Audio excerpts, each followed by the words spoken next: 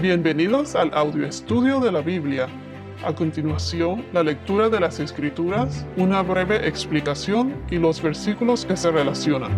Debido a que estamos en esta época navideña, vamos a hacer una pausa en nuestro estudio de Génesis para cubrir la historia de la Navidad, pero de una perspectiva diferente y un poco más profunda. Muchos de nosotros hemos leído o escuchado el relato navideño por años. Otros lo escucharán hoy por primera vez. Pero de la manera que lo voy a presentar, espero que el Espíritu Santo me ilumine para que puedas explicarlo de una manera fácil y que por lo menos descubras cosas de las que no te habías percatado antes. La Navidad es especial. La Navidad es Jesús. La Navidad fue dada a nosotros por Dios. En otras palabras, la Navidad es Navidad. La Navidad no es Santa Claus o San Nicolás. No fue dada a nosotros por el hombre.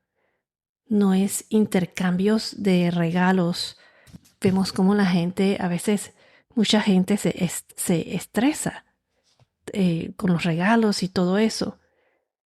Es más, deberíamos celebrar la Navidad sin regalos, porque el verdadero motivo de la Navidad es Jesús. Deberíamos celebrar solo a Jesús. Pero entiendo que el compartir, el estar todos con la familia celebrando a Jesús, los intercambios de regalo, todo eso hace una celebración muy bonita. Aunque siento que cada año nos estamos alejando del verdadero motivo y muchos lo celebran sin saber exactamente el por qué. Se olvidan de la verdadera razón de la Navidad. ¿Por qué Dios nos dio la Navidad? Por amor. Por su amor por nosotros. Jesús, María, José, Belén, Nazaret, Judea, el relato en el libro de Lucas y Mateo, la profecía cumplida. Profundizaremos un poco de todo esto. Vamos a comenzar por el libro de los Hechos de los Apóstoles. Hechos capítulo 1, versículos 1 al 3. Esta es la introducción en el libro de los Hechos. Versículo 1 al 3. En el primer relato, estimado Teófilo, escribí acerca de todo lo que Jesús comenzó a hacer y a enseñar, hasta el día en que fue recibido arriba en el cielo, después de que por el Espíritu Santo, Él había dado instrucciones a los apóstoles que había escogido. A estos también, después de su padecimiento, se presentó vivo con muchas pruebas convincentes, apareciéndoseles durante 40 días y hablándoles de lo relacionado con el reino de Dios. Ahora les voy a leer la introducción en el Evangelio de Jesucristo según Lucas. Este es Lucas capítulo 1, versículos 1 al 4. Dice así: Por cuanto muchos han tratado de poner en orden y escribir una historia de las cosas que entre nosotros son muy ciertas, tal como nos la dieron a conocer los que desde el principio fueron testigos oculares y ministros de la palabra, también a mí me ha parecido conveniente, después de haberlo investigado todo con diligencia desde el principio, escribírtelas ordenadamente, excelentísimo Teófilo, para que sepas la verdad precisa acerca de las cosas que te han sido enseñadas. Estos dos libros, el libro de los Hechos de los Apóstoles y el de el Evangelio de Jesucristo según Lucas, los dos fueron escritos por el mismo Lucas. Tanto el libro de los Hechos y de Lucas están en el Nuevo Testamento. El libro de los Hechos de los Apóstoles es el quinto libro, después de Mateo, Marcos, Lucas y el libro de Juan. ¿Notan una cosa en común en estas dos introducciones? Aquí se menciona a un Teófilo. Teófilo se menciona al comienzo del Evangelio de Lucas y del libro de los Hechos. Su nombre significa amigo de Dios o amado por Dios. Y la identidad exacta de Teófilo no es muy clara, no se sabe con seguridad, pero se dice que pudo haber sido una persona real o una figura simbólica. El Evangelio de Lucas fue escrito por Lucas. ¿Quién era Lucas? Él fue uno de los apóstoles de Jesús. Era médico y era el compañero del apóstol Pablo. Lucas también escribió el libro de los Hechos. Ambos libros están dirigidos a Teófilo, lo que indica que pudo haber sido una persona que estaba interesado en todo lo relacionado con el cristianismo. O sea, cómo pasaron los hechos y todo eso, porque vemos que Lucas como que estaba reportando todo lo que había visto, todo lo que había investigado en detalle acerca de lo que había pasado con Jesús, acerca de Jesús, desde su nacimiento hasta su muerte. Es más, desde su nacimiento hasta su muerte y resurrección. En aquella época, la gente rica de muchas riquezas, mucho dinero, tenían esclavos. Y, por ejemplo, un doctor podía ser uno de sus esclavos. Y se dice que Lucas pudo haber sido uno de estos esclavos, un doctor que trabajaba o que le respondía, en este caso, a Teófilos. También quiero añadir que Lucas viajaba mucho con el apóstol Pablo. Pero esto de Teófilos es algo que se especula, pues, porque no lo dice exactamente en la Biblia, pero es lo que muchos de los teólogos o comentaristas opinan. Se dice que es probable que Pablo viajó bastante con Lucas, el doctor, para poder el doctor atender a Pablo. Porque recuerden que Pablo fue atacado por muchos. Pablo fue apedreado, estuvo preso y todo eso. O sea que si lees la vida de Pablo, verás por todo lo que pasó. Y menos mal que Lucas viajaba con él, porque recuerden que él era doctor y por lo menos así fue atendido a medida que todas estas cosas le estaban pasando. Entonces, como dice, se especula que Teófilos pagó por el doctor Lucas para poder atender a Pablo. Miren lo que dice en el libro de Hechos. Dice, estimado Teófilo, escribí acerca de todo lo que Jesús comenzó a hacer y a enseñar hasta el día en que fue recibido arriba en el cielo. O sea, desde su nacimiento, todo, desde su nacimiento hasta el día que él subió a los cielos. Y dice aquí también que el mismo Jesús, después de que había muerto en la cruz, él se presentó vivo y hubieron muchas pruebas convincentes. Aquí dice vivo, se presentó vivo con muchas pruebas convincentes, apareciéndoseles durante 40 días y hablándoles de lo relacionado con el reino de Dios. Esto fue cuando Jesús se le apareció a los apóstoles y a otros más. Y miren que Lucas hizo una investigación bien profunda porque dice también en la introducción en el libro de Lucas, él escribió la historia de todas estas cosas que eran reales, que eran puras verdades.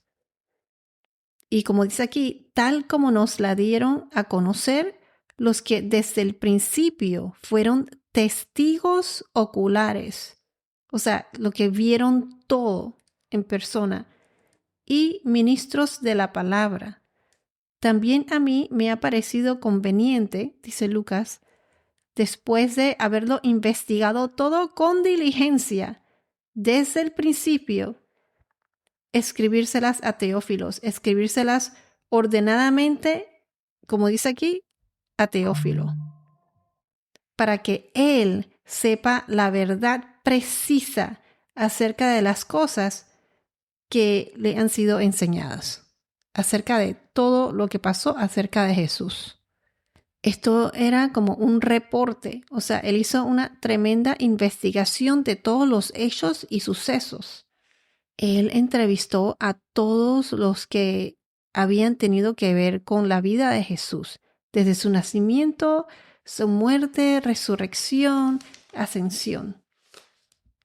Y una cosa se puede decir, que todas estas pruebas han sido suficientes, que si lo quisiéramos presentar en una corte, en un juicio, se pudiese hacer. Hasta muchos en el Imperio Romano, o sea, en aquella época, ellos confirman la existencia de Jesús. No necesariamente todos creyeron en él como el Mesías y el Salvador, pero sí confirman que vivió y existió y que fue enjuiciado. A los ojos de ellos, a Jesús lo mataron en la cruz, pero espiritualmente, a los ojos de Dios, Jesús se ofreció. Él murió por nosotros en la cruz. ¿Y qué más pasó? Él no solo murió, sino que en realidad ellos no lo mataron, porque Jesús resucitó. Es más, es imposible matar a Dios. Él es vida eterna. Dios, Jesús, el Espíritu Santo, los tres son uno. Recuerden que Dios ofreció a su primogénito Hijo Jesús como sacrificio para pagar por nuestros pecados, para nosotros poder estar en su presencia cuando estemos con Dios en su gloria, en el reino de los cielos. Y Él, Jesús, está construyendo una casa para nosotros. Es la nueva Jerusalén, en donde estaremos con Él eternamente. Dios tuvo que venir del cielo a esta tierra como humano, en forma humana. Ese fue Jesús. La natividad. La Navidad representa el amor de Dios por nosotros. Un amor tan grande que tuvo que bajar del cielo, venir a esta tierra por medio de su Hijo, para poder nosotros ser salvos. Y la Navidad es Jesús. Su verdadero significado, el nacimiento de nuestro Salvador, nuestro Redentor, el nacimiento de Jesús.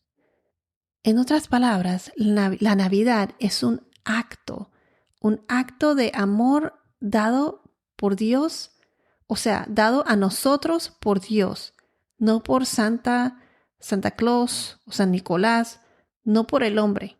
Este es el regalo de Dios para nosotros. Y debemos escucharlo, porque el deseo de Dios es que conozcamos a Jesús y a su palabra.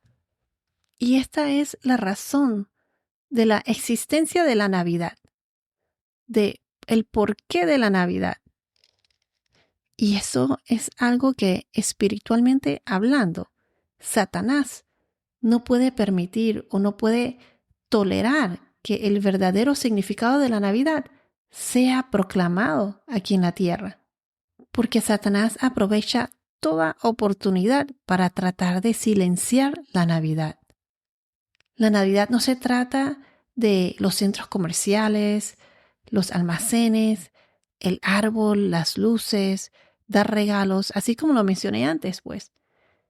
No es esas cosas. Es proclamar el Evangelio, celebrar el nacimiento de Jesús, el por qué Jesús vino al mundo, el verdadero significado de la Navidad, que es Jesús.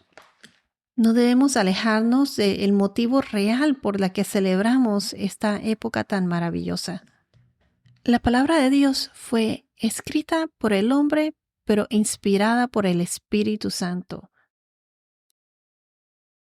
Es Jesús hablándonos. Él está hablándonos por el poder del Espíritu Santo. Y por el Espíritu Santo también operó su cuerpo. Cristo vino del cielo y tomó sobre sí un cuerpo humano. Vino como un bebé y él fue empoderado por el Espíritu Santo. Y esto lo hablaremos más adelante. Y todo esto, su nacimiento, todo esto fue profetizado. Todo esto debido al gran amor que Dios tiene por nosotros.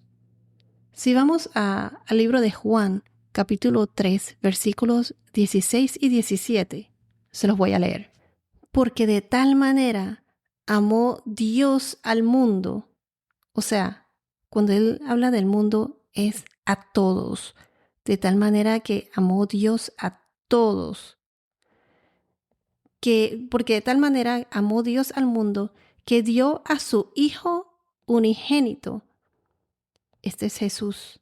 Para que todo aquel que cree en Él no se pierda, sino que tenga vida eterna. Porque Dios no envió a su Hijo al mundo para juzgar al mundo, sino para que el mundo sea salvo por medio de Él, sea salvo por Él. Aquí nos dice claramente que Dios nos amó tanto que envió a su único Hijo como sacrificio para que nosotros podamos tener vida eterna y estar con Él. Y quiero aclarar que aquí dice su Hijo unigénito, o sea, que su único Hijo glorificado, por lo que significa que no hay ninguna otra forma de salvación que no sea Jesús. Él es la única forma de salvación. Esto excluye a todos los que dicen que los sigan y serán salvos. O sea, Jesús no nos dice, únete a nuestra iglesia y luego irás al cielo, o haz esto y lo otro, paga esto, danos una donación, di esto. No, nada de eso. No hay nada que nosotros podamos hacer por nosotros mismos para obtener la salvación.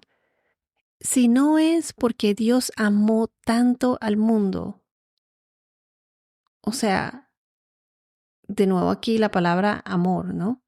Él amó tanto al mundo que dio a su único Hijo engendrado, que todo aquel que cree en Él no morirá, sino que tendrá vida eterna. Esta es la base, o sea, la fundación de la Navidad, el amor de Dios por nosotros. No hay ninguna otra forma de salvación, como lo mencioné, que que Cristo, el Cristo de la Navidad, Jesús. No hay otra manera. Cualquiera que sea la religión o en el grupo al que estás involucrado, la Biblia te dice que hasta que llegues a la fe en el Señor Jesucristo y lo que la Biblia dice de Él, no hay de otra. No hay otro que Jesucristo mismo. Él es el Cristo de la Navidad. La razón por la que la Navidad es por Cristo Jesús. Es gracias a Él. Y la palabra Cristo en hebreo es Mesías. Cristo se deriva de la palabra griega Christos, que significa ungido. El equivalente en hebreo es Mashiach, que también significa Mesías. En la tradición judía, el Mesías es un futuro líder que traerá la paz y restaurará a Israel. El término se refiere a alguien elegido por Dios para un propósito o misión especial.